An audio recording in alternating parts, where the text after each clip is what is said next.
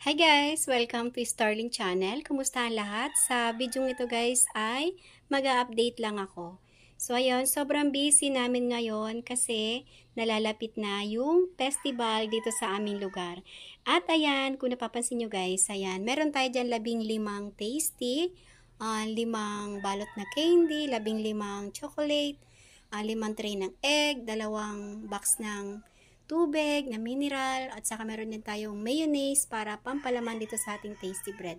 At bumili na rin ako ng 3 plastic, sandwich plastic. Ayan, kasi lalagyan na natin yan. Lalagyan na namin yan ng palaman at i-ready na. Ipapak na namin na maayos para ibibigay na lang namin. So, ito nga pala guys ay donation ng aming mga parents. Samahan ng mga parents. At meron din ibang mga nagbigay ng donation para sa merienda or snacks ng mga batang magpe-perform bukas, Sabado. Magpe-perform sa Tanay Festival, Hanay Festival, ganon. So, yun ang aming pinagkakabisihan ngayon, guys. So, ayan, eto, yung snack nila ay umabot dyan ng 4,322. So, ayan mga sis. Ayan. 4,322.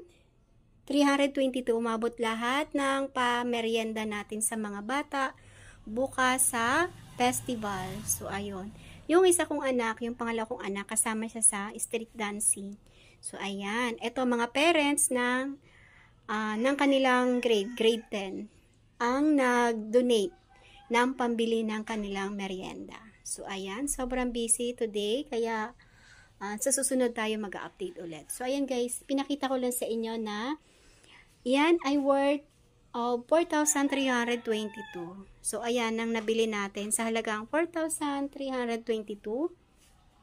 Ayan, galing sa donation ng iba't ibang tao, parents ng grade 10 at parents ng ibang mga section, at yung mga ibang mga friends na lang yan. May mga nagbigay din ng mga friends lang namin sa ka-relatives. So, ayan.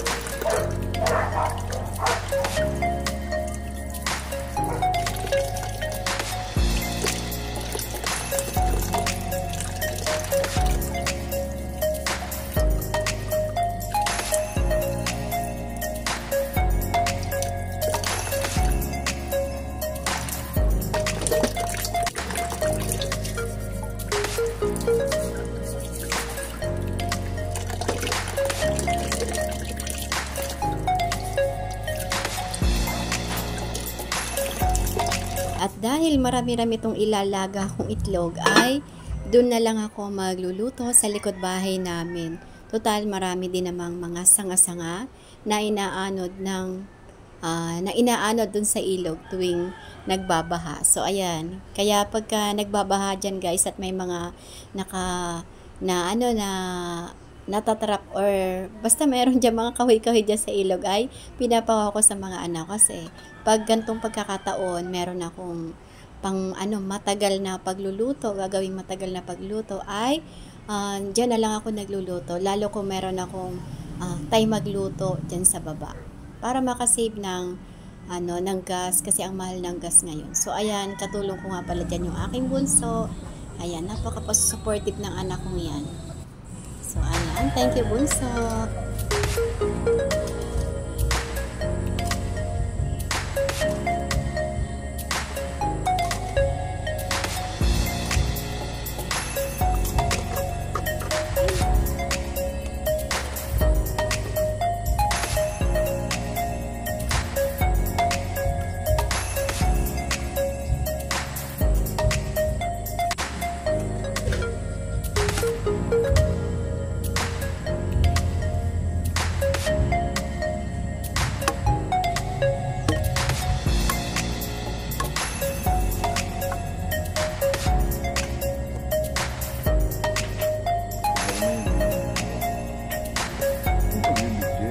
Paglalagay lang.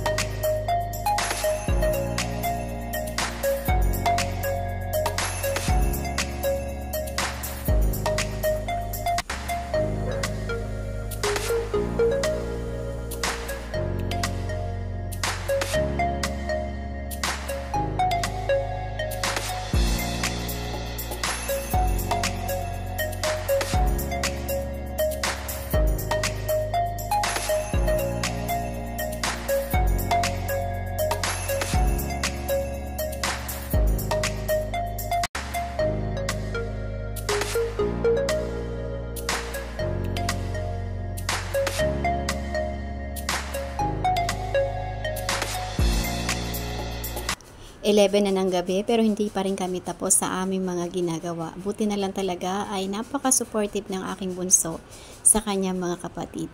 Basta may mga ganitong event.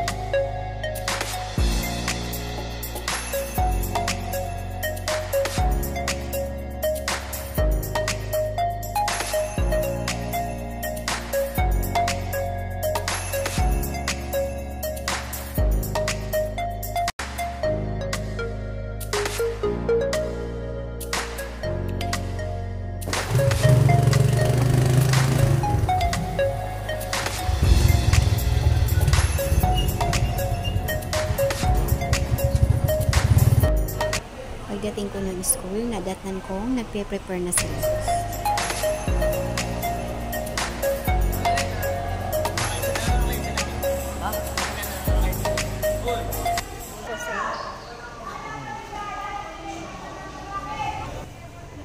Nagpicture-picture muna kami. Alin re-repakin?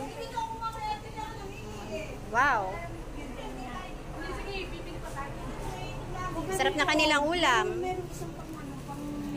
Hindi 4x11, 4x6. Pang ano yun? Pang ano? Ito, basika. Walang trabaho bukit.